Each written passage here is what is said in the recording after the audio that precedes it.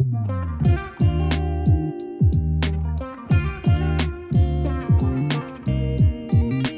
เคทุกคนก่อนอื่นผมไม่คิดว่าเราจะมาถึงจุดนี้ได้ครับแต่ว่าวันนี้เราจะพาไปดูบ้านที่สร้างตามหลักฮวงจุ้ยกันครับคือผมต้องบอกทุกคนก่อนว่าปกติพวกคอนเทนต์เกี่ยวกับฮวงจุ้ยบ้านหรืออะไรอย่างเงี้ยผมจะไม่ได้ทำเลยเพราะว่าผมรู้สึกว่ามันเป็นประเด็นที่ค่อนข้างจะเซนซิทีฟในการนำเสนอเพราะหลายๆคนก็จะ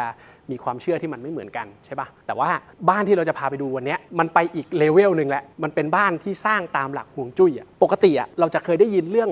การวางฮวงจุ้ยบ้านใช่ไหมครับเช่นเราซื้อบ้านมาเราก็จะให้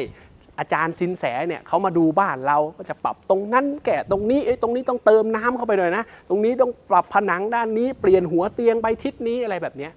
จนบางทีเรารู้สึกว่าแล้วถ้าสินแสมาสร้างบ้านเองมันจะออกมาเป็นยังไงนะครับโปรเจกต์ที่เราอยู่วันนี้มีชื่อว่า Mei Avenue นะครับเป็นบ้านที่เขาคิดออกแบบแล้วก็สร้างตามหลักฮวงจุ้ยในทุกๆองค์ประกอบเท่าที่เขาสามารถทำได้โปรเจกต์นี้เจ้าของโครงการเนี่ยเขามีที่ปรึกษาเป็นอาจารย์สินแสที่เขาคอยให้คำแนะนำเกี่ยวกับเรื่องฮวงจุ้ยเนี่ยตั้งแต่เริ่มโครงการเลยจนสร้างเสร็จออกมาเป็นบ้านแบบนี้แล้วเขาไปเบอร์สุดมากทุกคนราคาแต่ละหลังนี่ไม่ธรรมดานะฮะเริ่มต้นหลังละประมาณเกือบ40 ล้านเดี๋ยววันนี้เราจะพาไปดูกันว่าถ้าให้ผู้เชี่ยวชาญด้านฮวงจุ้ยมาสร้างบ้านจะออกมาหน้าตาเป็นยังไงไปดูกัน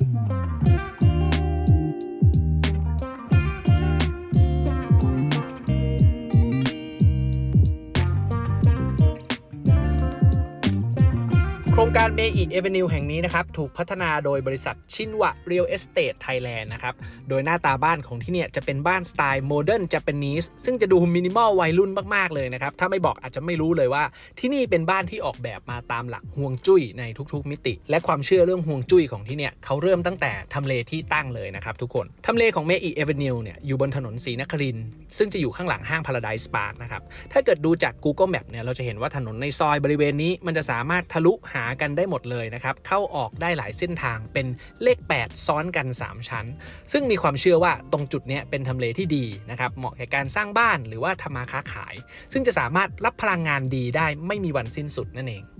ก่อนที่เราจะเข้าใจเรื่องฮวงจุ้ยทุกคนเราต้องเข้าใจความเชื่อของชาวจีนโบราณก่อนเพราะว่าเขาเชื่อในเรื่องของศาสตร์แห่งพลังงานนะครับเขาบอกว่าพลังงานชีวิตหรือพลังชี่เนี่ยเป็นสิ่งที่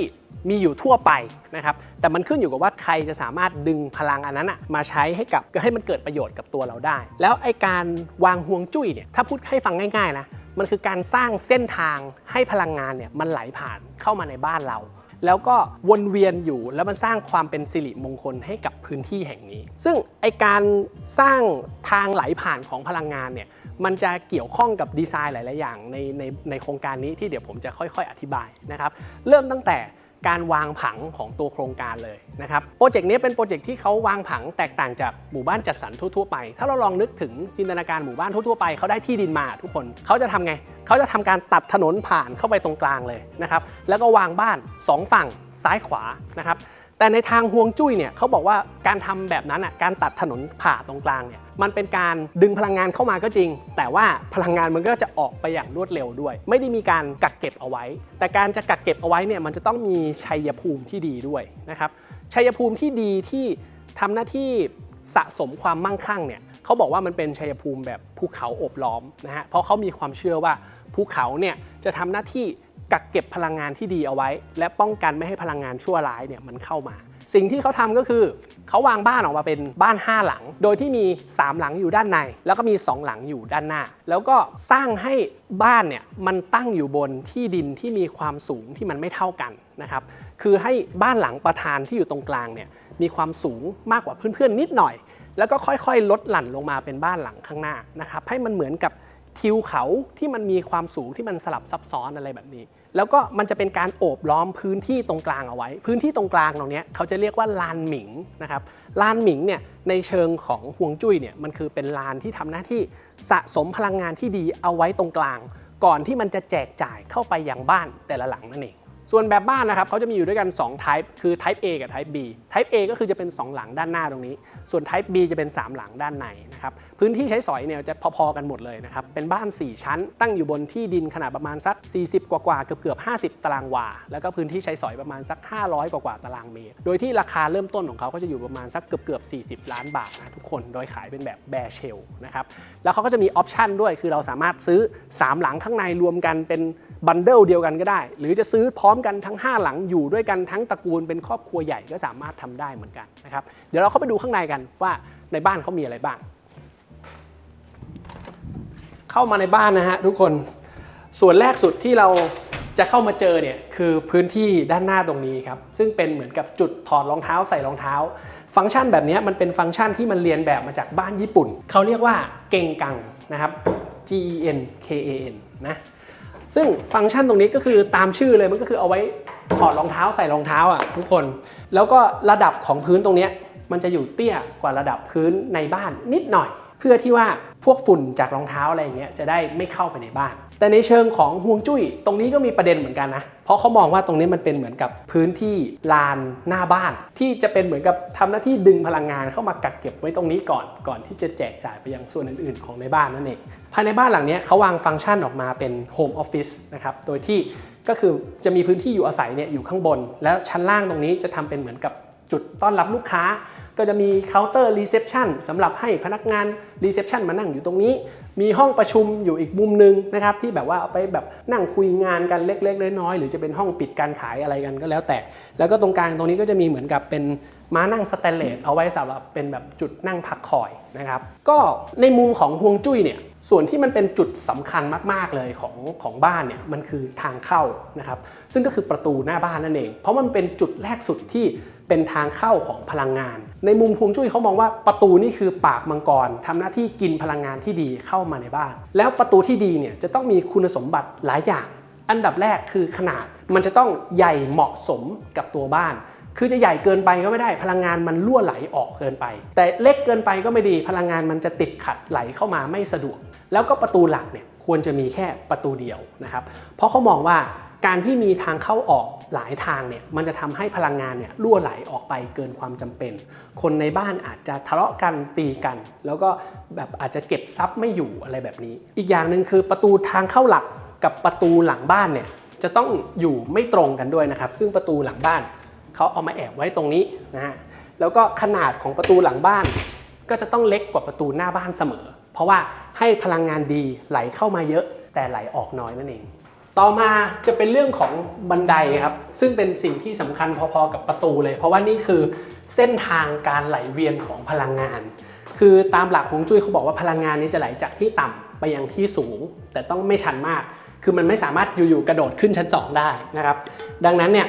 เขาจะต้องเดินขึ้นบันไดเหมือนกับเรานี่แหละเขาก็เลยต้องเตรียมพื้นที่ของบันไดไว้ให้มันเป็นเหมือนกับพื้นฐานที่ดีของตัวบ้านนี้บันไดที่มีคุณสมบัติที่ดีมีอยู่ประมาณ 2-3 ข้ออันดับแรกคือจะต้องไม่ตรงกับประตูทางเข้าหน้าบ้านเพราะด้วยเหตุผลเดิมคือพลังงานมันจะไหลออกไปเร็วเกินไปและเก็บพลังงานไว้ไม่อยู่อันดับที่2คือจะต้องอยู่ไม่ตรงกับประตูลิฟต์แล้วก็ต้องอยู่ไม่ได้พันรอบลิฟต์ด้วยนะครับเพราะเขามองว่าลิฟต์กับบันไดเนี่ยมันทำหน้าที่คล้ายๆกันมันคือการดึงพลังงานจากข้างล่างขึ้นไปข้างบนแล้วทีนี้ถ้าเกิดมันอยู่ประจันหน้ากันหรือว่ามันชนกันเนี่ยมันจะเหมือนกับกระแสพลังงานมันตีกันมันจะแปรปรวนอะไรอย่างเงี้ย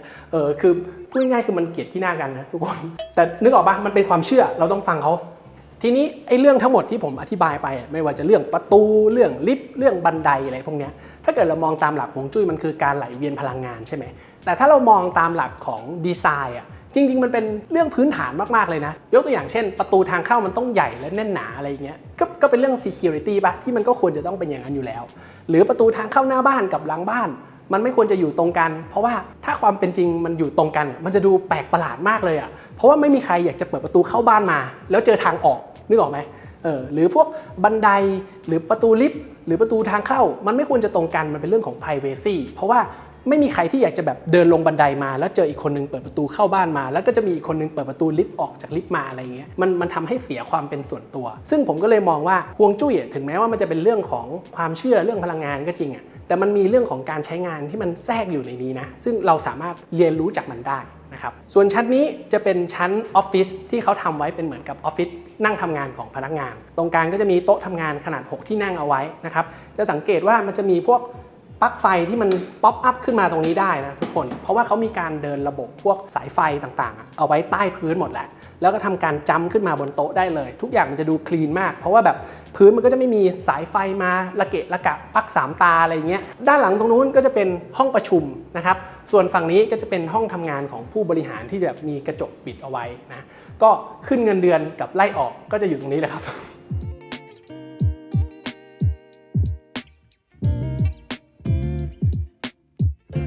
ต่อมาเราขึ้นมาที่ชั้น3ครับซึ่งที่ชั้นนี้มันจะเป็นโซนพักอาศัยแหละก็จะไม่ได้เป็นโซนออฟฟิศแล้วนะครับโดยเริ่มจากตรงกลางตรงนี้มันจะเป็นส่วนของ living area ก่อนโดยที่ห้องโถงตรงกลางตรงนี้เขาจะวางเป็นโซฟาสำหรับนั่งดูทีวีซึ่งมันจะมีลูกเล่นนิดหน่อยคือด้านหลังของโซฟานี้จะเห็นว่าเขาทำเป็นเคาน์เตอร์เอาไว้วางคอมได้สามารถนั่งพิมพ์งานกดคอมแล้วก็ดูทีวีไปด้วยพร้อมกันได้นะครับตรงนี้ก็รับแขกได้แบบ10 กว่าคนสบายบนฝ้าเนี่ยเขาจะตกแต่งด้วยระแนงไม้นะครับซึ่งดูสวยงามญี่ปุ่นดีทุกคนแต่ที่เขาจะซ่อนไว้ด้วยคือเขาจะซ่อนรางของตัวช่องแอร์เอาไว้นะครับแล้วก็รางไฟด้วยมันจะทำให้มันดูเนียนตาไปด้วยกันเป็นส่วนเดียวกันของดีไซน์แล้วก็ตัวระแนงไม้เนี่ยมันจะมาจบอยู่ที่ผนังตัวนี้ซึ่งลงมารับกับพื้นที่ฟังก์ชันโต๊ะกินข้าวนะครับซึ่งโต๊ะกินข้าวก็จะใส่เป็นโต๊ะ6ที่นั่งก็ได้เป็นโต๊ะ8ที่นั่งก็ได้แล้วก็ส่วนของกินข้าวเนี่ยมันจะอยู่ติดกับส่วนครัวทุกคนซึ่งห้องครัวเนี่ยมันจะมีพื้นที่ตรงนี้ที่มันสามารถเปิดเชื่อมกันได้นะครับตรงนี้เขาจะติดเป็นบานเฟียมเอาไว้ซึ่งถามว่าจะเปิดปิดได้ไปทำไมในเวลาปกติที่เราทำครัวที่มันไม่ได้หนักมากเตรียมกับข้าวอะไรนิดๆหน่อยๆหรือว่าแบบคอนเฟลกปิ้งขนมปังชงกาแฟง่ายๆเราอยากจะมีปฏิสัมพันธ์กับคนที่อยู่ในห้องลิฟวิ่งด้วยไงนึกออกปะแต่ว่าในวันไหนที่เราอยากจะทำอาหารที่มันกลิ่นแรงเนี้ยเราสามารถเลื่อนอันนี้ลงมาปิดได้แล้วก็เปิดประตูระบายอากาศออกไปทางอื่นให้เราสามารถผัดกะเพราอยู่ตรงนี้ได้เลยนะครับพื้นที่ครัวเนี่ยเขาดีไซน์ออกมาเป็นครัวรูปตัว U แบบนี้แล้วเขามีการเรียงโฟลว์ของการทำงานมาให้มันเหมาะสมกับคนที่ต้องทำอาหารอย่างตรงนี้จะเป็นตู้เย็นใช่ไหมเราหยิบวัตถุดิบต่างๆออกมาจากตู้เย็นมาล้างมาหั่นอยู่บริเวณนี้นะครับแล้วก็จะมีพื้นที่เตรียมอาหารอีกส่วนหนึ่งแล้วก็จะเป็นส่วนของคุกกิ้งอยู่ตรงกลางแล้วหลังจากเราทำอาหารเสร็จเราก็ยกมาเสิร์ฟทางฝั่งนี้เราจะเห็นว่าโฟลว์มันมีการต่อเนื่องกันที่เขาคิดมาแล้วระดับหนึ่งแล้วมันจะมีดีเทลอีกนิดหน่อยคือตัวซิงค์ล้างจานอันนี้เป็นซิงค์ญี่ปุ่นที่เขาออกแบบมาพิเศษโดยที่มันจะทำหน้าที่เพิ่มพื้นที่การทำงานให้เราอย่างปกติเวลาเราอยู่บ้านแล้วเราแบบตรงครัวเรามันจะไม่ได้โล่งแบบนี้มันจะมีของวางระเกะระกะเต็มไปหมดเลยใช่ปะเราอาจจะมีพื้นที่ทำงานน้อยเกินไปเขาก็เลย extend พื้นที่ตรงนี้ให้มันสามารถทำบนซิงค์ได้อย่างตรงนี้เราเขียงมาวางเราสามารถหั่นผักได้นะครับแล้วก็ด้านล่างตรงนี้มันจะมีอีกเลเยอร์หนึ่งที่มันอยู่เตี้ยลงไปนะครับตรงนี้หั่นพวกวัตถุดิบสดหั่นหมูหั่นปลาหั่นไก่ที่มันต้องแบบเปิดน้ำล้างไปด้วยอะไรเงี้ยมันก็จะไม่กระเฉาะออกมาด้านนอกเขาก็เป็นแบบเป็นดีเทลน่ารักที่เขาใส่ใจมาสำหรับคนที่ชอบทำอาหารแล้วในบ้านหลังนี้จะมีของแปลกอีกอย่างหนึ่งที่แบบนานๆผมจะเจอสักทีนะครับนั่นก็คือพื้นที่เก็บของใต้พื้นว่ะทุกคนคือชั้นนี้เขาจะทำการยกพื้นสูงประมาณสัก 5-60 เซนทั้งชั้นเลยนะแล้วเขาก็จะทำเป็นหลุมหลบภัยไม่ใช่ ทำเป็นพื้นที่เก็บของที่อยู่ใต้พื้นตรงนี้อีกทีหนึ่งนะครับถามว่ามันใหญ่ขนาดไหนคือผมสามารถลงไปนอนได้อะทุกคนแล้วก็เราเก็บพวกกระเป๋าเดินทางในนี้ได้แบบ 20-30 ใบคือสบายๆเลยนะถามว่าเขาทำแบบนี้ไปทำไมตามความเชื่อของคนโบราณเขาบอกว่าเขามักจะฝังทรัพย์สมบัติไว้ใต้พื้นดินกันเพื่อทำให้มันเจริญงอกงามเหมือนกับสร้างความมั่งคั่งต่อไปอีกอะไรอย่างเงี้ยนะครับแล้วก็ถ้าเกิดมุมของดีไซน์เนี่ยคือตรงนี้มันก็เป็นพื้นที่เก็บของที่ทำให้บ้านของเรามันดูสวยงามมันดูไม่รกนั่นเอง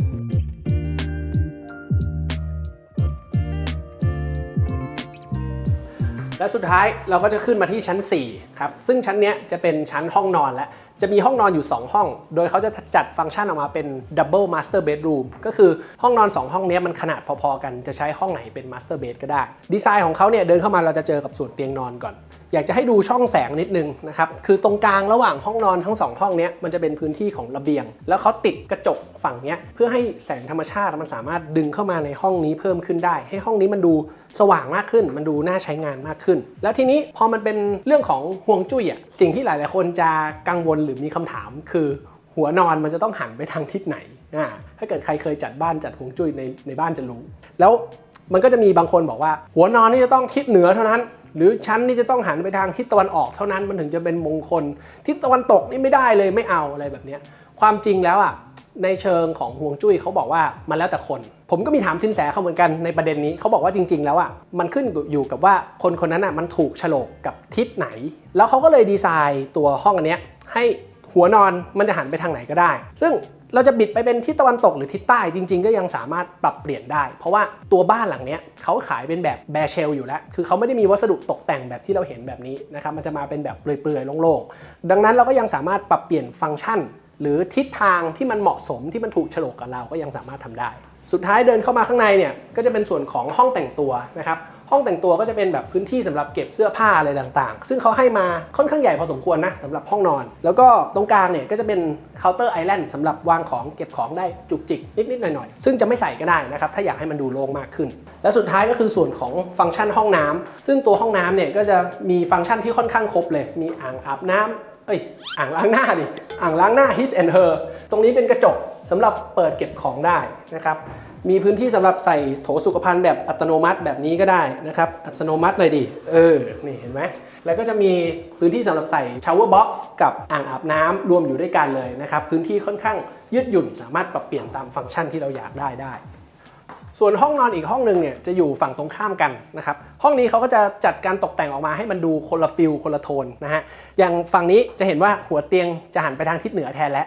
มันก็ปรับเปลี่ยนได้ตามที่เขาบอกแล้วก็เดินเข้ามาทางด้านข้างตรงนี้จะเป็น walk-in closet นะครับแล้วถัดเข้าไปด้านในสุดก็จะเป็นส่วนของห้องน้ำนั่นเองนะครับห้องน้ำห้องนี้จะสังเกตว่าสไตล์มันจะแตกต่างจากห้องเมื่อกี้คือมันจะดูสว่างๆหน่อยนะครับโทนสีที่เขาใช้จะใช้เป็นหินสีอ่อนตัดกับขอบที่มันเป็นขอบสีดำซึ่งก็อย่างที่บอกไปว่ามันเป็นบ้านแบบแบร์เชลดังนั้นเราสามารถเลือกวัสดุตกแต่งได้ตามใจที่เราอยากได้เลย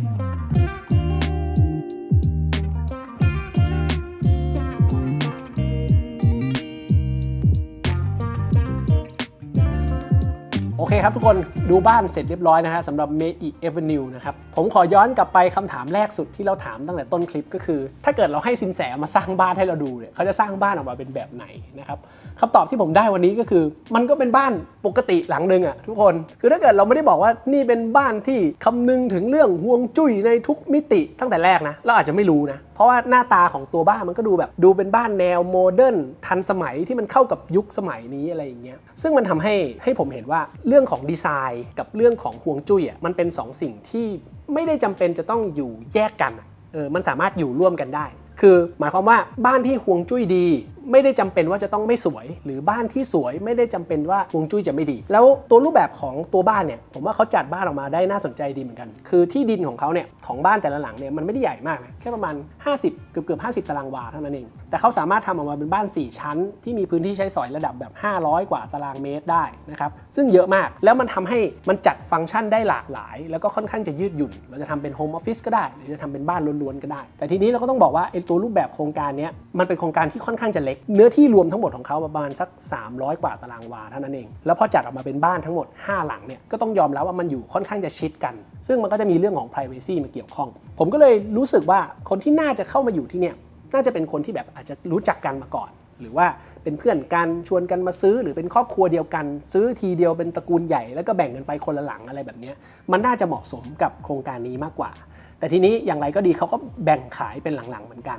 นะครับสุดท้ายคือผมอยากจะพูดว่าเรื่องฮวงจุ้ยเนี่ยมันเป็นความเชื่อส่วนบุคคลทุกคนก็น่าจะรู้แล้วก็เราทำคลิปนี้ขึ้นมาเราไม่ได้ต้องการจะบอกว่าคุณต้องมาเชื่อเรื่องแบบนี้แต่ว่าผมอยากนำเสนอเรื่องนี้เพราะว่าผมอยากเข้าใจว่าเขาคิดอะไรอยู่แล้วสิ่งที่เราเลือกมาพูดในวันนี้ให้ทุกคนได้เห็นคือมันเป็นแค่ส่วนหนึ่งของที่โครงการเขาคิดคือเขาไปไกลกว่าที่ผมบอกไปมากนะฮะถ้าเกิดใครอยากรู้ก็อาจจะต้องมาคุยกับทางโครงการเขาเองนะครับแต่วันนี้มันก็ทำให้เราได้คำตอบแล้วว่าแบบ